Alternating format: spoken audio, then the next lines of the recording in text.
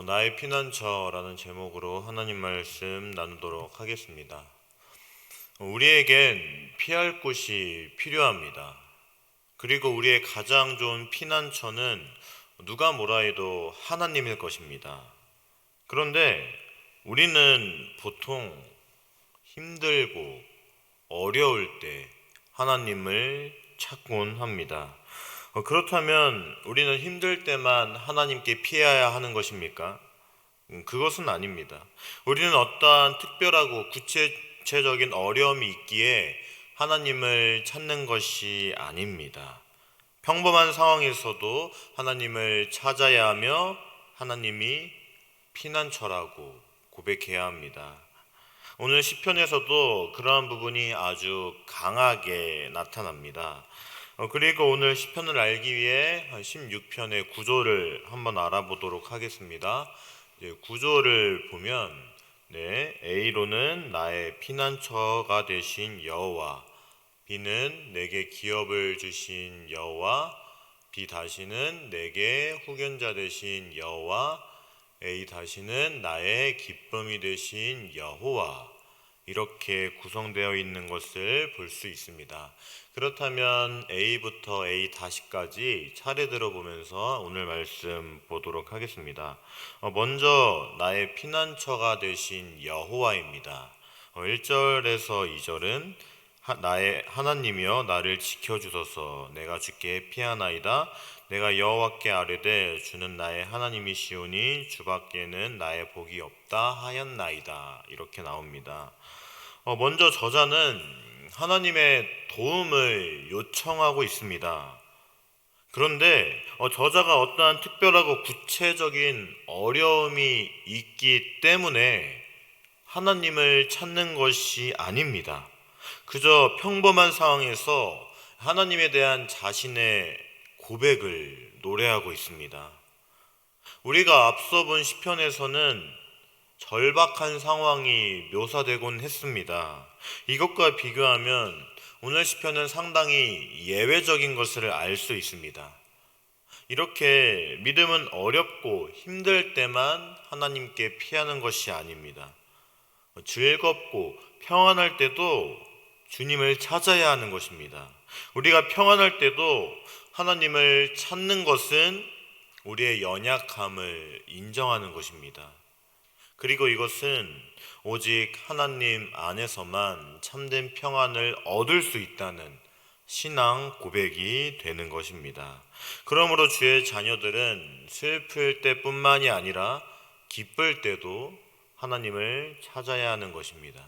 그리고 3절에서 4절은 땅에 있는 성도들은 존귀한 자들이니 나의 모든 즐거움이 그들에게 있도다. 다른 신에게 예물을 드리는 자는 괴로움이 더할 것이라. 나는 그들이 드리는 피의 전제를 드리지 아니하며 내 입술로 그 이름도 부르지 아니하리로다. 이렇게 말씀하고 있습니다. 저자는 하나님에 대한 믿음을 확인한 다음에 이 땅에 거하는 하나님의 성도들을 기쁨으로 삼는 일 또한 자기 믿음의 일부라고 표현을 합니다. 여기에서 성도는 말 그대로 주의 성도, 주의 백성일 것입니다. 성도들은 저자의 기쁨이 되고 존귀하고 영광스러운 자들입니다. 오직 여호와와 그의 백성을 사랑하며 기뻐할 것이라고 다짐한 기자는 이제 여호와 외 다른 신들에게 예물을 드리는 자들은 괴로움이 더할 뿐이라고 이야기합니다. 우상 숭배는 백해무익하며 오히려 고통을 더할 뿐이라는 것입니다. 그리고 이 우상 숭배는 피의 전제를 드린다고 이야기합니다. 이 피의 전제에 대한 이야기는 해석자들마다 분분한 주장을 갖고 있습니다. 어떠한 사람은 이 피의 전제가 이 짐승의 피를 가리킨다고 말하는 사람도 있고, 어떠한 학자는 이 피의 전제가 인신공양을 의미한다고 말하는 학자도 있습니다. 저 또한 이 피의 전제가 정확하게 무엇인지는 알 수가 없습니다. 그러나 이 저자가 정말 강조하고 싶은 점은 자신은 우상 숭배를 하지 않으며 오직 나의 주 여호와만을 섬기겠다는 것입니다. 그리고 5절과 6절은 여호와는 나의 산업과 나의 잔의 소득이시니 나의 분깃을 지키시나이다. 내게 줄로 재어준 구역은 아름다운 곳에 있으며 나의 기업이 실로 아름답도다. 이렇게 나옵니다. 저자는 절대 이방신들을 숭배하지 않겠다고 이야기했었습니다. 오직 여호와 하나님만이 그의 피난처가 되시고 하나님이 그의 주인이시고 오직 여호와만이 그의 행복이 되기 때문입니다. 이제 그는 하나님을 믿는 사람들에게 임하게 될 축복과 즐거움을 노래하고 있습니다. 기자는 여호와가 나의 산업과 나의 잔이라고 이야기합니다. 산업은 대체적으로 이 유산을 의미합니다. 아무리 좋고 귀한 것이라도 하나님에게서 떨어져 있다면 별 소용이 없습니다. 오직 하나님 외에는 그 무엇도 저자를 만족시킬 수 없었습니다. 그리고 잔은 하나님께서 생명을 유지하여 주시는 것을 의미합니다. 저자에게는 하나님이 유산이 되셔서 전혀 부족한 것이 없었습니다. 그것뿐만이 아니라 그의 생명도 보호해 주시는 분이었습니다. 그는 하나님 안에서 만족하는 법을 배웠으며 하나님이 모든 것을 가장 아름답게 이루어 간다는 그 사실 또한 알고 있었던 것입니다. 이처럼 삶에서 얻은 교훈이 그의 삶을 이루어가고 있습니다. 하나님께서 나에게 행하셨던 일, 이 모든 것들이 그의 신앙 고백이 되었고 이 모든 것들이 쌓이고 쌓여서 그의 삶을 형성하게 된 것입니다. 그리고 7절에서 8절은 나를 훈계하신 여호와를 송축할지라 밤마다 내 양심이 나를 교훈하도다. 내가 여호와를 항상 내 앞에 모시며 그가 나의 오른쪽에 계심으로 내가 흔들리지 아니하리로다. 이렇게 이야기합니다.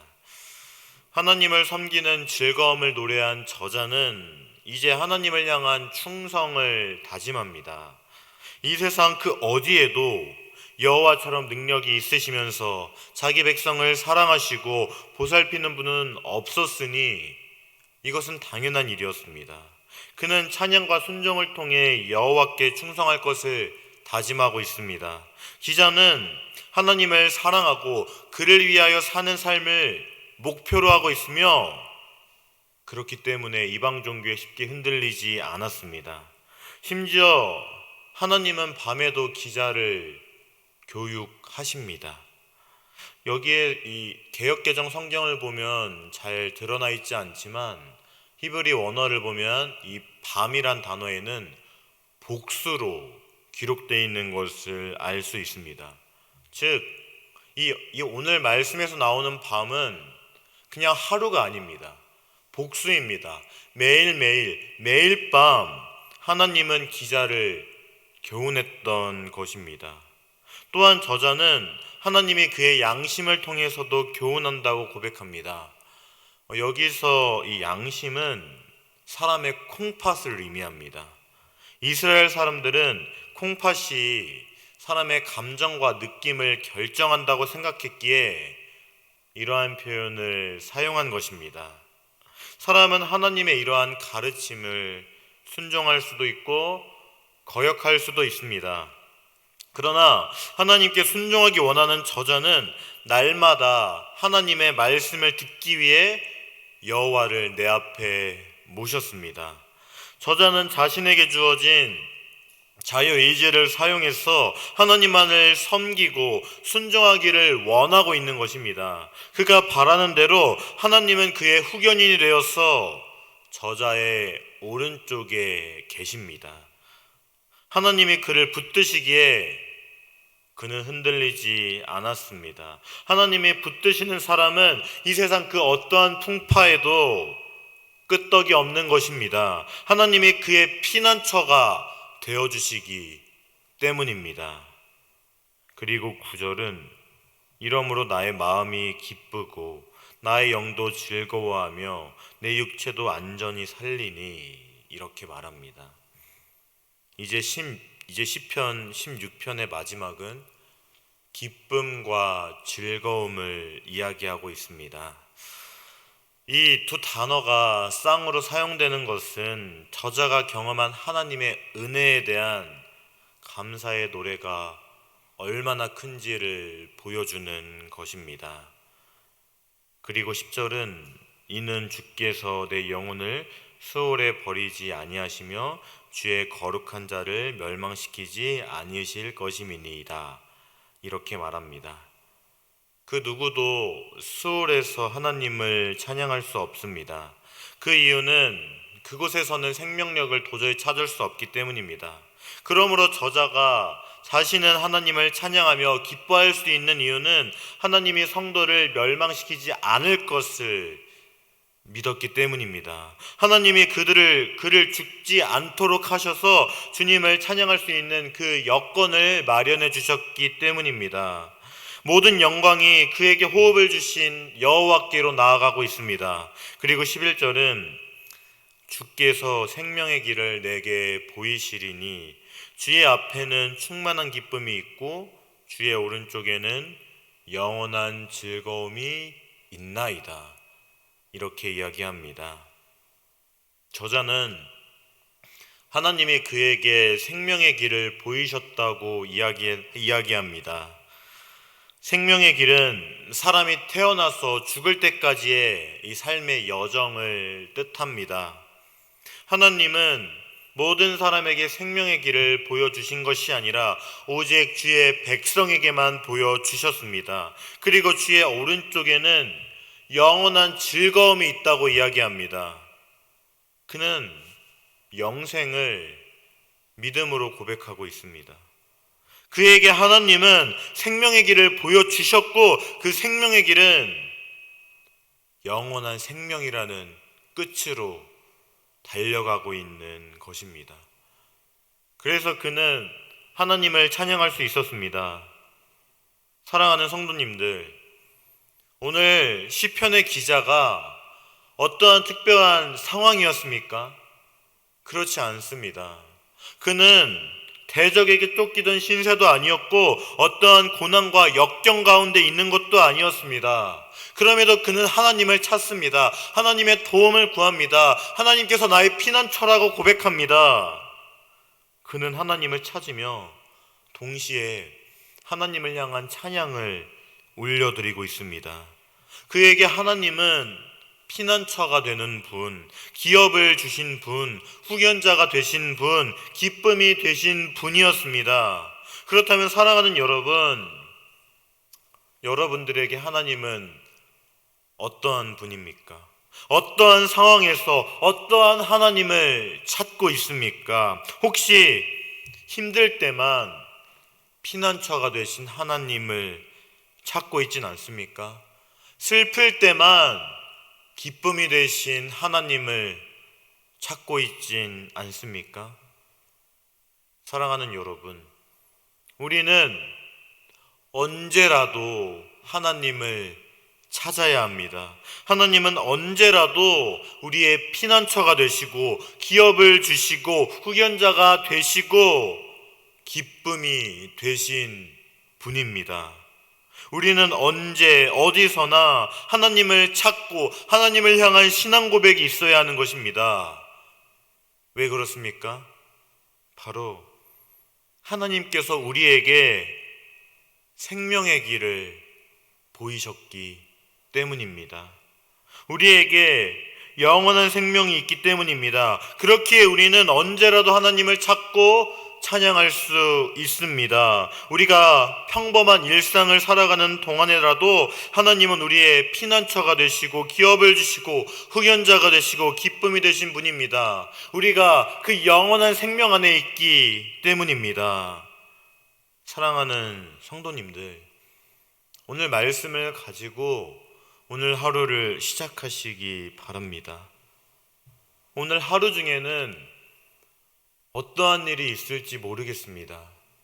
여러분들에게 기쁜 일이 있을 수도 있고 슬픈 일이 있을 수도 있고 화가 나는 일이 있을 수도 있고 좋은 일이 있을 수도 있고 나쁜 일이 있을 수도 있습니다. 그러나 어떠한 상황에서도 하나님을 찾으시기 바랍니다.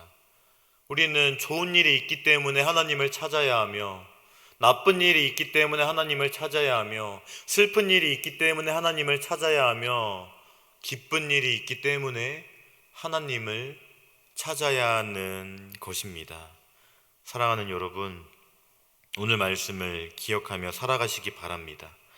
그래서 하나님을 향한 신앙 고백이 풍성한 하루를 보내는 성도님들이 되기를 주님의 이름으로 간절히 소망합니다.